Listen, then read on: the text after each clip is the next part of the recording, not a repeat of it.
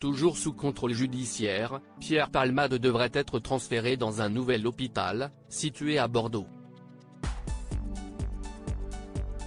Les obligations et interdictions qui accompagnent son contrôle judiciaire demeurent, a indiqué BFM TV, dans un reportage sur l'humoriste. Nos confrères de la chaîne d'information en continu sont aussi revenus sur les finances du comédien. Et selon eux, il serait criblé de dettes. Un constat également partagé par la sœur de l'humoriste qui avait indiqué qu'il vivait en dehors de toute réalité financière et qu'il avait des dettes notamment auprès de l'URSSAF, des impôts et de son producteur, estimé à 250 000 €. L'acteur dépenserait pas moins de 6 000 € pour 5 000 de revenus.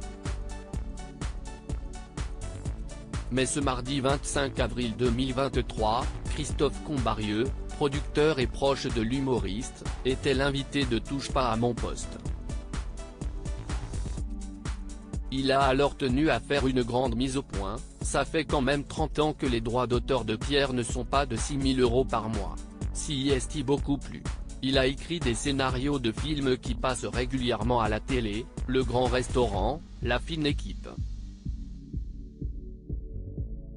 Il a fait des one-man shows, des pièces de théâtre, commence-t-il par indiquer. Des revenus bien plus confortables selon lui, Pierre Palmade gagnerait beaucoup plus d'argent, on est plus près de 20 000 que de 6 000 €.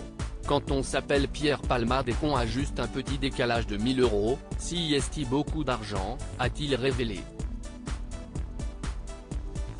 Il en a profité pour indiquer également que Pierre Palmade aurait emprunté de l'argent à beaucoup de monde.